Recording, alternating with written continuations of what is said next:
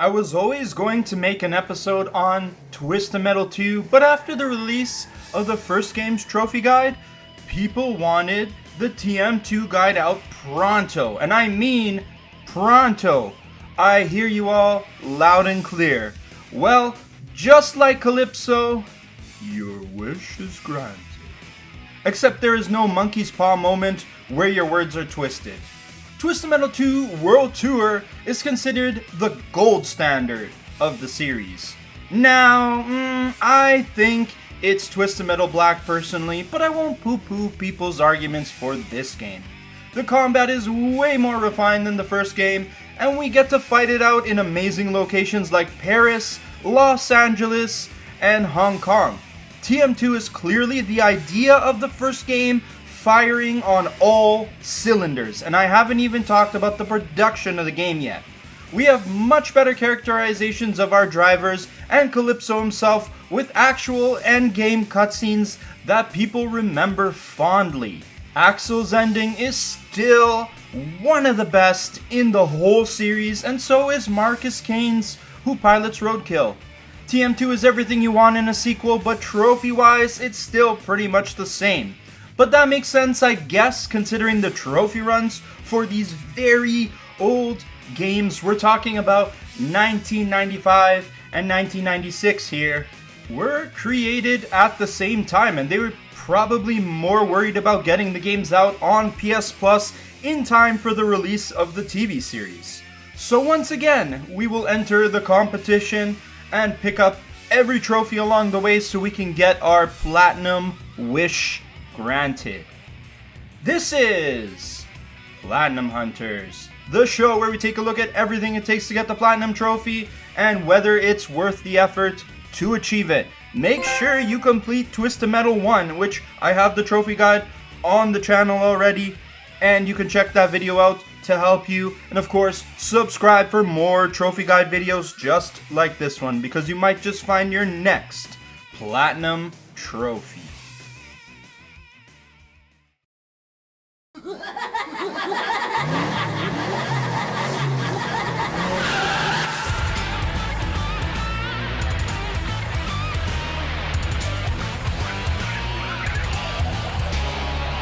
Once again, the trophy run, which could have been a more difficult one, is aided by the ability to use level skip passwords and rewinds. That's really great for streamlining the amount of time you'll spend with this game, but when compared to TM1's trophy run, there's a little twist, and I'll wait a little bit to reveal what it is. But essentially, you will have to beat every level at least once, and then you will have to finish the last level with every driver to get their endings. You can use the passwords to help you there. There are some miscellaneous trophies and some environmental trophies to grab along the way, and that's your trophy run in a nutshell. I think we're ready to compete in this platinum tournament, so let's make haste. But note, I have more helpful guides in the description below to assist you if you need it. So this time, a full playthrough of the Twisted Metal competition from your first round in Los Angeles to your wish being fulfilled is a total of 8 stages. And on screen now are those 8 trophies for beating each level.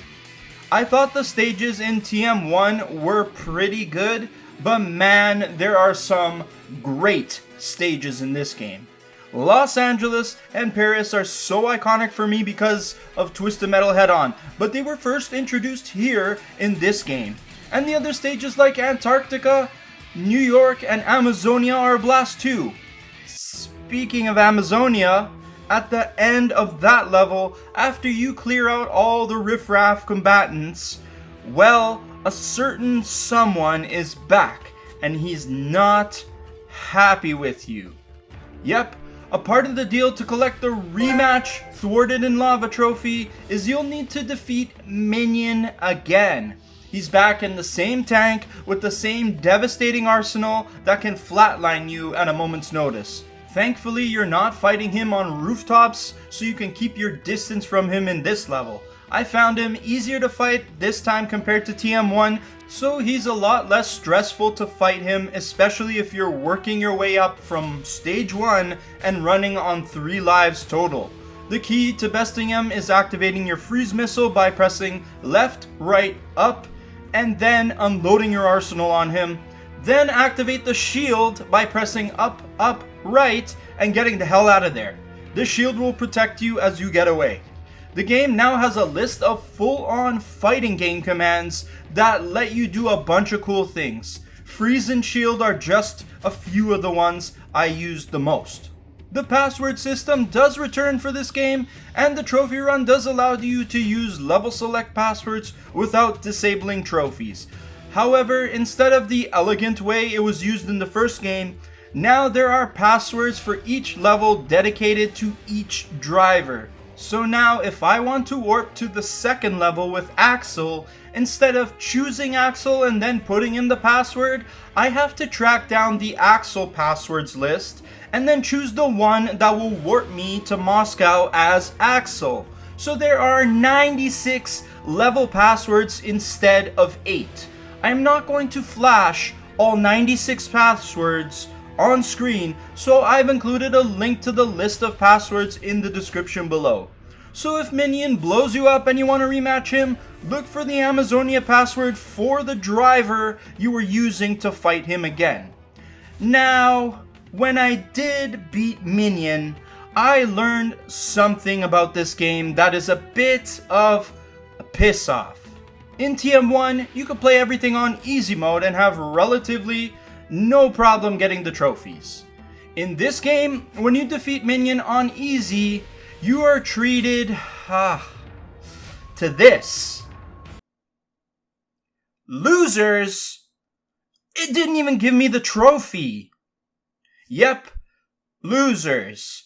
If this was done today, there would be 12 Kotaku and The Gamer articles about this. And I wasn't even joking when I said they didn't give me the trophy. So essentially for stage 4 and above, you'll need to beat the game on at least medium difficulty. Enemies get way more aggressive on medium and they unload their arsenal on you if they got you in their sights. They also seem to have a healthy amount of specials banked so they can spam them. Fighting 9 opponents on the Holland stage is absolute maniacally crazy. This stage is an open field where you can only hide in the windmills and only for so long because you can destroy them. The opponents are all over the place in this fight and it's a place where you can shed lives easily, even before you get to the last fight. And then we have our final level, Hong Kong, where once you clear out the last of the combatants, you have to face Darktooth. This is a souped up version of Sweet Tooth's ice cream truck where he will hunt you down and absolutely obliterate your life bars. Look at this bitch. He's teabagging me after he killed me. This is the final boss of the game, and since you have to fight him on medium, he's a menace. You gotta use the same strategy you used on Minion with the shields and firepower. Thankfully, there are lots of corridors on these Hong Kong streets, plus you can hide inside the subway lines when Darktooth is chasing you. And if all else fails, you have the built-in rewind feature to just go back and erase any major damage you took so you can save one of your lives and re-strategize. Once you defeat him, it's not over yet though. The demonic clown head on top of the ice cream truck of death will fight you now. Thankfully, he has way less health than the truck, but it's a much smaller target, it moves quick, and bounces around the place. Once you manage to shoot it down, the clown is out, and you have won this year's Twisted Metal contest. Depending on which driver you defeated Darktooth with, you will get one of 12 trophies on screen now. Like the last game, you have 12 trophies for 12 drivers who have their winning wish to Calypso come true. Sort of. You have to be very careful with the way you word things. With no restriction on the passwords, you just need to load up the Darktooth fight and beat him with each driver, so there's no need to play through the entire tournament 12 times unless you really want to. I found the fight to be easier using Warthog, Mr. Grimm, and Axel, but struggled with others like Grasshopper and Hammerhead, where their specials don't really work that well on Darktooth. The passwords are on screen now, and good luck clapping this clown with each driver. While you pick one and load up the level, now's a good time to do me a favor and hit the like button. Let me know you're surviving this tournament by hitting that button or dropping a comment down below. Alrighty, all we have left to cover now is a baker's dozen of miscellaneous trophies and environmental trophies. Once again, they are giving us a trophy for doing something so easy and mundane in this game.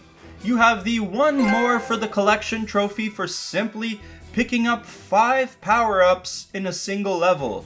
You are almost guaranteed to get this trophy as you naturally want to restock your ammo so you can continue winning. Sucks it's not a gold trophy this time. Then we got 4 trophies on screen now for defeating your opponents in different ways. You have to eliminate a combatant by shooting them with your basic machine gun fire, take out another one with your special weapon, ram into an opponent to finish them off, and then there is a trophy for detonating a remote bomb in a combatant's face and turning them into scrap metal. I'm pretty sure if the opponent rams into the remote bomb and blows up, you will also get the trophy that way, but these are all natural ways to beat your foes, so you'll hardly have to go out of your way to get these trophies. Now we have the environmental trophy called Hope These Don't Make Me Sick, where you need to track down a teleporter in a level, any level, and use it for the first time. These can be found in most levels, and they are the green and purple pads that you just need to drive on top of. For example, there is one at the bottom of the Eiffel Tower in Paris that will teleport you up the tower so you can cause more mayhem in the air. But you can take any teleporter pad for this trophy to pop. Speaking of Paris, grab the Enjoy the Fine Arts trophy while you are there for visiting the museum part of the level. It's on the complete opposite side of where the Eiffel Tower is, and you have to crack the doors open to go inside.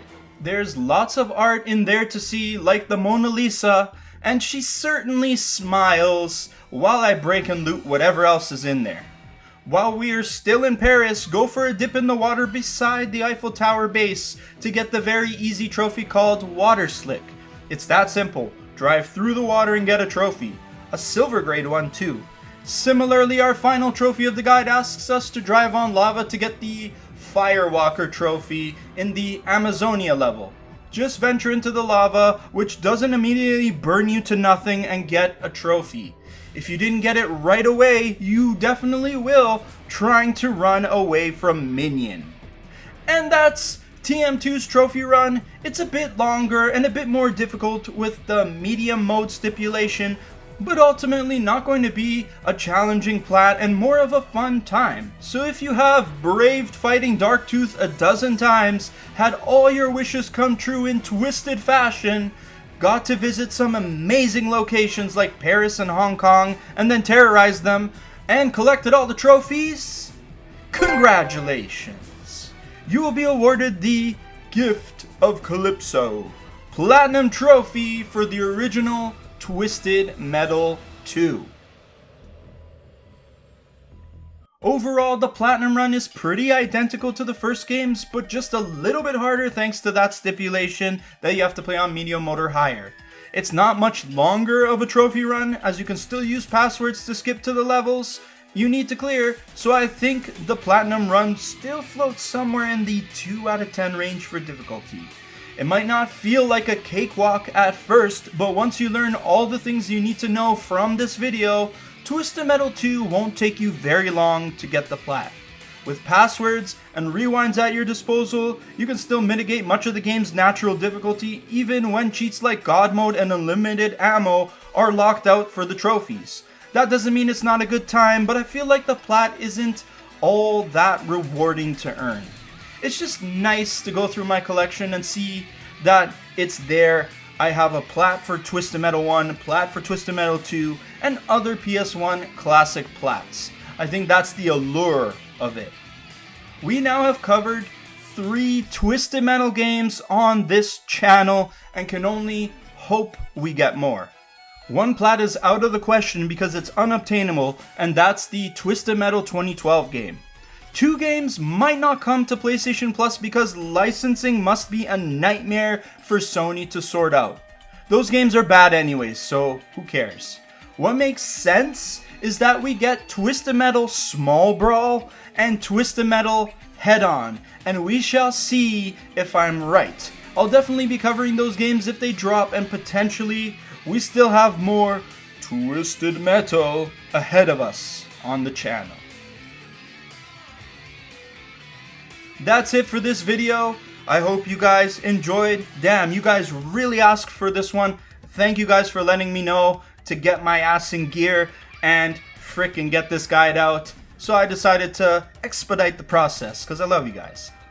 Hopefully this isn't the last time we talk about Twisted Metal on the channel, and I don't think it will be. I think it makes sense that Small Brawl and Head On will come to the channel, maybe even like the next update. We're still high on the Twisted Metal series right now. It's still new. Maybe they're gonna put those games out pronto as well. So let me know down in the comment section if you're gonna check this out, and I hope all your trophy hunting expeditions fighting on the Eiffel Tower in Paris go incredibly well, and peace out.